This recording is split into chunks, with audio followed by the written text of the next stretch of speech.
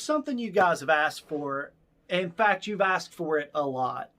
And that is for me to react to Count Dankula's The Mad Lads videos. And I found one that seemed really interesting. It's kind of new, and it is the Gombe Chimpanzee War, I think is how you say that. I'm not sure. Probably butchered that, but whatever. It sounds interesting and crazy, and chimpanzees, while I find them adorable, they also scare me to death. So yeah, I'm kind of interested to see how this one plays out. So yeah, this guy seems to be cool. He's rocking the hat, which I can respect, being the hat guy. He also has a dashing beard, so there's nothing that this man could really do that I wouldn't appreciate, I would say. So yeah, let's just go ahead and see what this guy with fabulous style has to say about war between some chimpanzees. Here we go.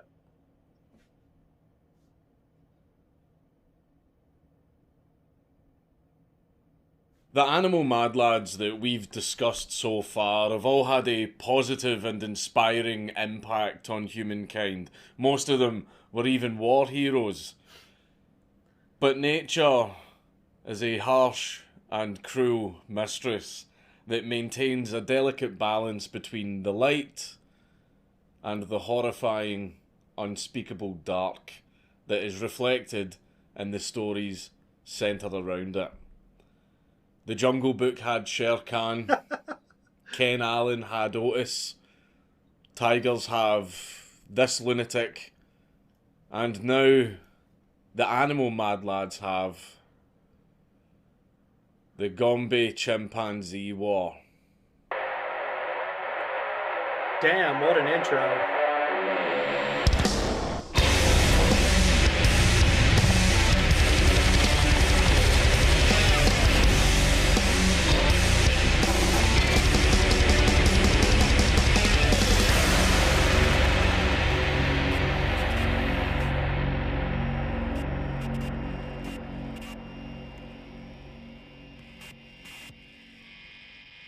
I don't actually have a sponsor for today's video, so I'm just going to do a little bit of a shameless self-promotion. I've got a bunch of other social media accounts that a lot of people don't know about. For example, I'm on Twitter, I'm on Facebook, I'm on Minds, I'm on Parler. What else? I've got a second YouTube channel. Forgot about that, even though I upload to that one a lot more regularly than my main channel. It's because the second channel's low effort. I've got a weekly podcast that I've been doing for the last 2 years with the Quarter and Baron that people still don't seem to know about, despite us doing it every week for 2 years. Also, my wife has a channel. If you like bacon lame stuff, then I suppose you could go and subscribe to her. You're promoting my channel? I was actually. Did you hear me? What are you doing listening in? This is my office. You're not meant to hear anything. What are you doing in here?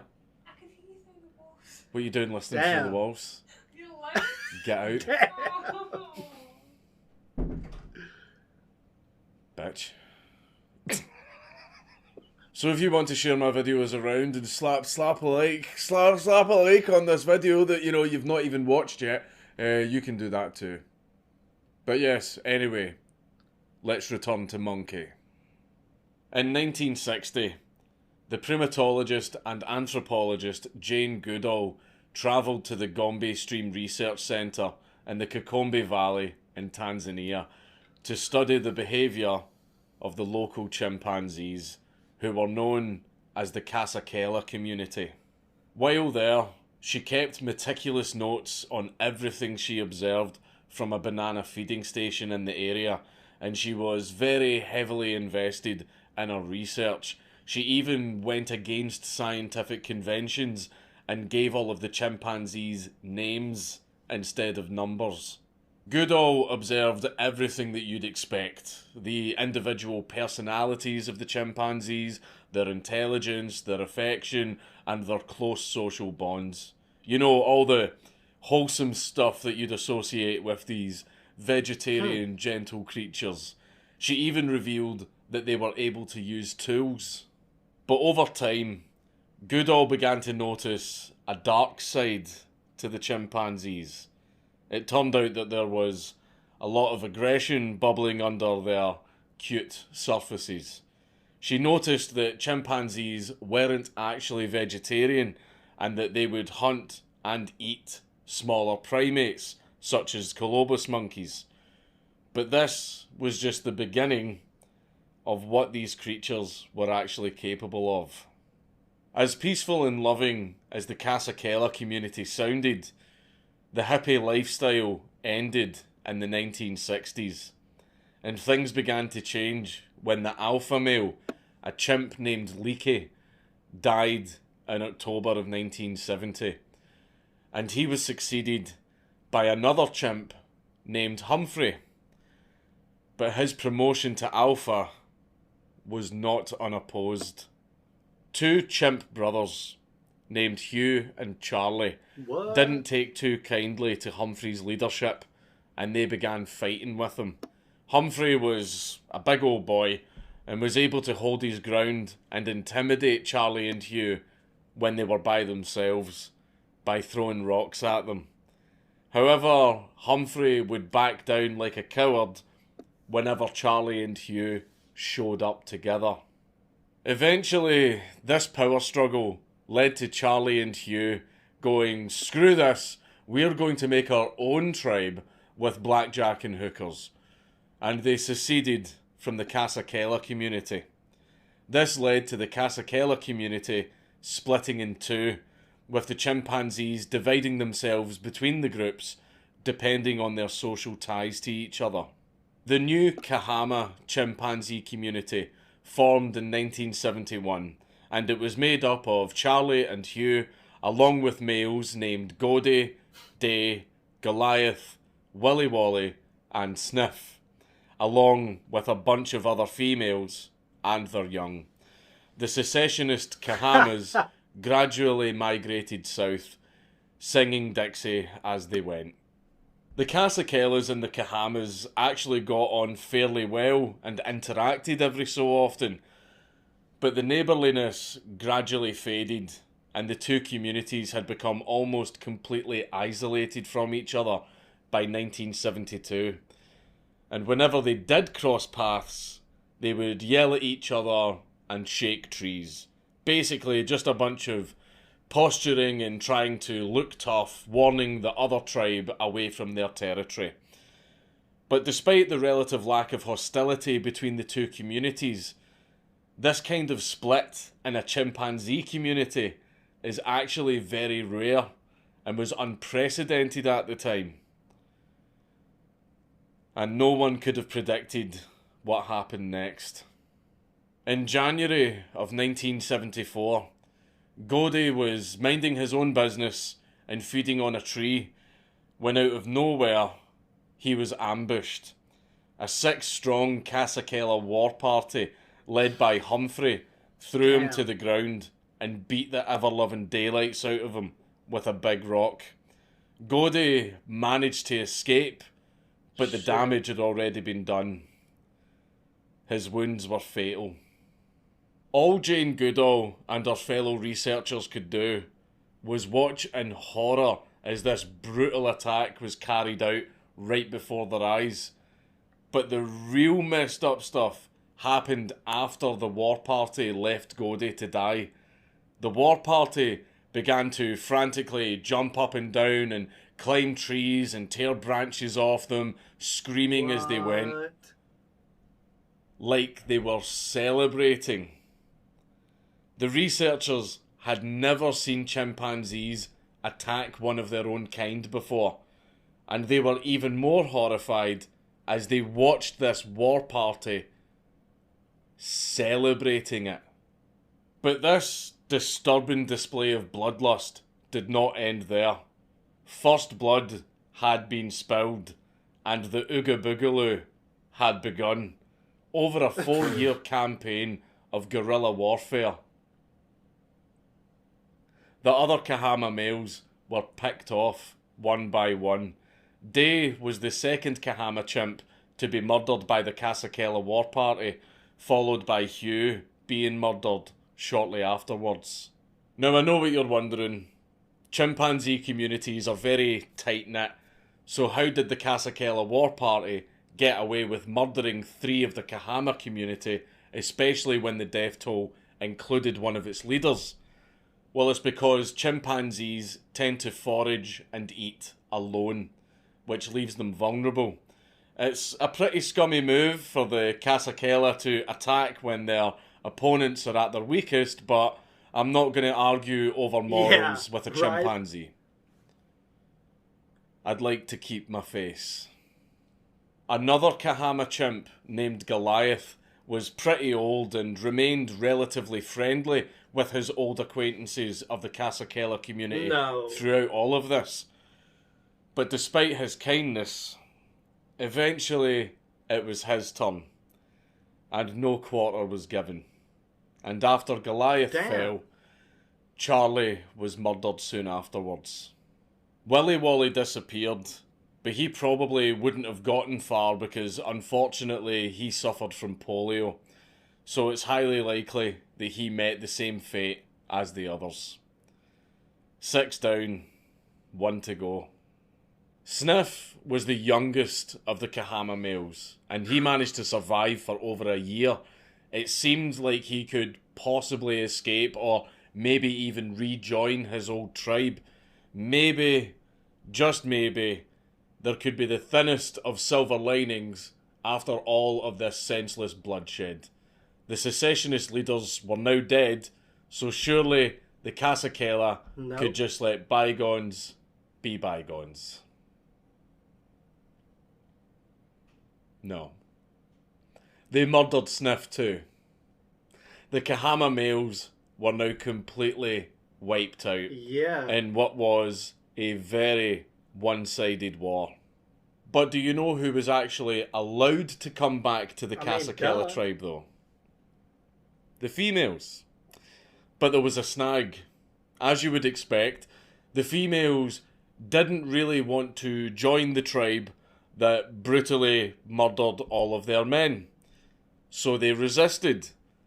Unfortunately, this went exactly as you would expect. One of the females was killed, and 2 of them went missing. And then the remaining females were beaten into submission, kidnapped, and re-assimilated back into the tribe. And who says chivalry's dead? And with that, the Gombe Chimpanzee War ended in June of 1978, with the victorious Kasakela community taking over the former Kahama territory, having only lost 1 chimpanzee themselves.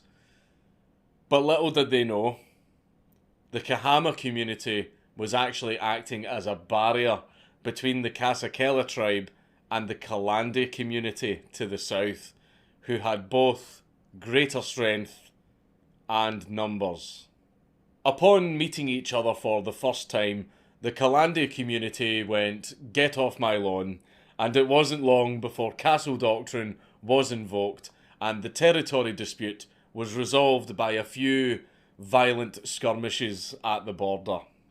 Knowing that fighting another war against a much larger community was a bad idea, the Kasakela community quit while they were ahead and gave up their new territory and went home.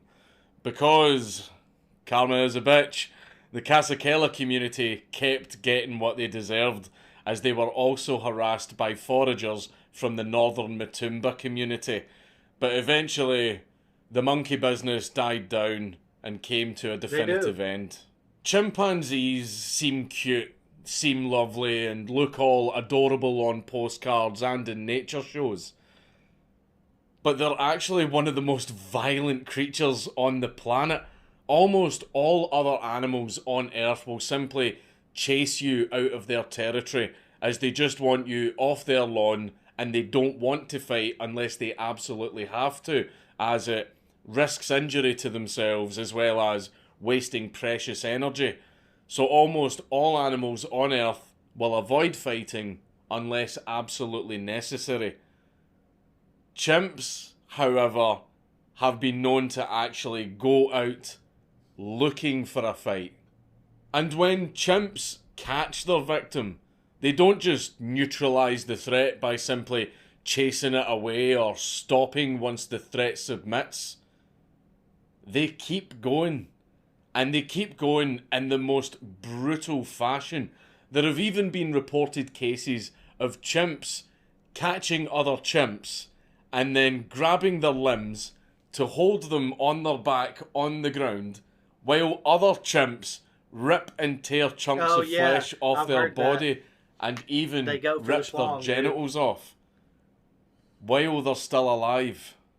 And this absolute barbarism will continue even after the chimp is dead, with the chimps smashing rocks off the already dead body, and the chimps will then climb and shake trees while screaming like they're celebrating. It's almost like they enjoyed what they just did. For obvious reasons, the war shocked Jane Goodall to the core and affected her for several years.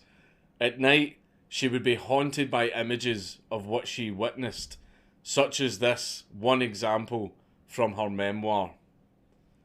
A chimp named Satan, cupping his hand below Sniff's chin to drink the blood that welled from a great wound on his face.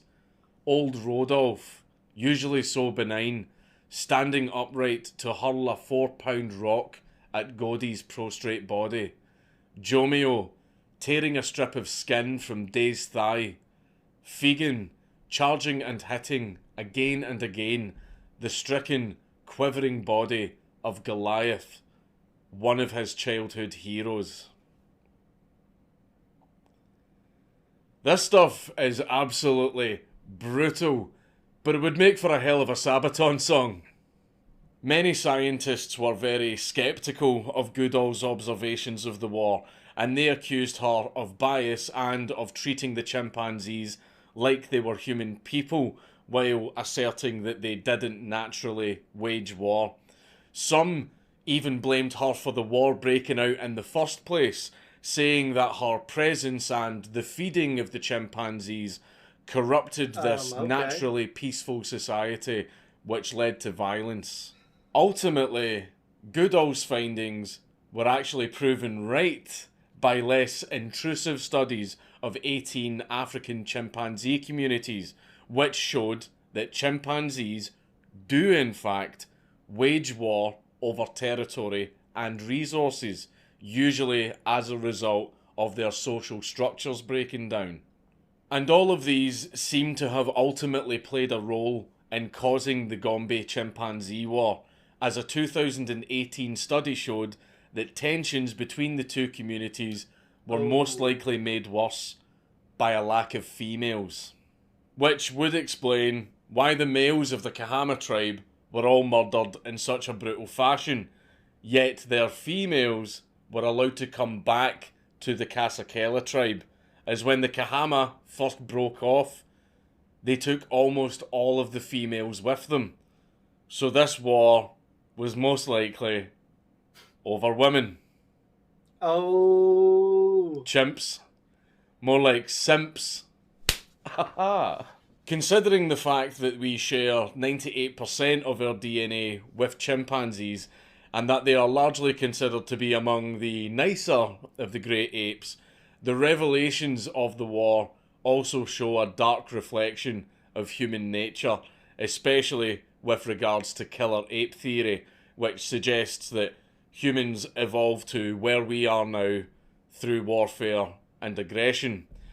Now, killer ape theory might have helped us reach the top of the food chain and ensure that our species survived and prospered, but in a current year, no, not so much. Jane Goodall's research into chimpanzee behaviour was groundbreaking, and she went on to achieve a lot since her time in Tanzania. In 1977, she founded the Jane Goodall Institute, which initially worked to protect chimpanzees in their habitats in Gombe, but it has since expanded to support conservation efforts around the world. She received a knighthood in 2004, and she still travels the world to this day to raise awareness of animal and nature conservation. And even now, she still seems to be really good at handling small-brained apes. Did you ever put a hat on them? No. You never put a hat on a chimpanzee? I refuse to believe that. I thought I would mention that at the end of the video so that it didn't have such a downer ending, and because as terrifying as nature can get sometimes, it's still amazing and beautiful in very many ways. And people like Goodall are doing very important work to help protect it. But it's crazy to think that such a close-knit community tore itself apart just because the alpha male passed away. Which goes to show, nature really does abhor a vacuum. So give thanks to your local Chad for keeping balance in the world. The consequences of society splintering really aren't worth the trouble, are they? So in these divisive times, remember to be good to your fellow countrymen. We always knew that nature can be horrifying, but what we learned today is that sometimes nature enjoys being horrifying. Oh my God! It's Count Dankula on YouTube. Everybody just Show Count by Alex Tone. Whoa. I mean, chimpanzees are terrifying. Like, I get it. Nikki's always like, they're so cute, I want a baby. It's like, but when they're not babies, like just shortly after they're not babies, when they're testosterone-filled madmen that want to rip people's faces off and destroy and procreate and just cause mayhem and obviously wage war, you don't want to be in the middle of that. This was something that I had heard of kind of before, like, obviously it happened in the 70s, so I heard that, you know, chimpanzees went to war over territory, but I didn't know that there were two factions that were separated by a splintering off from one larger group that waged war on each other when they had known each other. I thought it was just like, you know, long-standing ancient warfare over territory that, I mean, animals fight over territory in the animal kingdom all the time, but the fact that things were this personal was surprising, and it was also surprising to learn that there was such flack coming from the scientific community when Miss Goodall's information was put out there. But wow, I mean, it's crazy. But over territory, over mating and stuff like that, it makes sense, but the brutality of it and the fact that they were like torturing their victims is pretty sadistic, and it makes you really think, like the killer ape theory. I've never even heard of that, but there are super aggressive tendencies that people have that most people have to overcome, like when we're cut off in traffic, or as you can see, just the ability to argue over opinions and how social media has given people the platform to do that. There's some really overly aggressive shit that I even find myself you know, getting into and getting really heated in conversation that's ultimately unimportant and really means nothing. But the drive to be involved in some stuff like that is, it's definitely there. It seems like it's there for a large amount of human beings. So, oof. Like Count Dankula said there at the end, you know, the scary part about nature coming for you is the fact that the brutality of it all might be enjoyed, and that is really terrifying.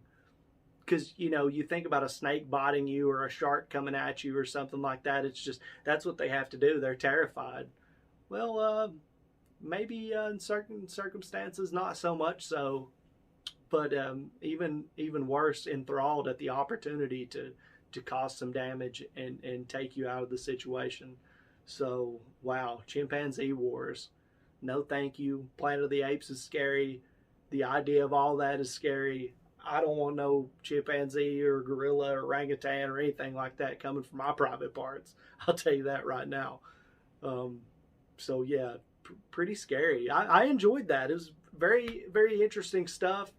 And Count Dankula, man, thanks for the suggestion, guys. He's great.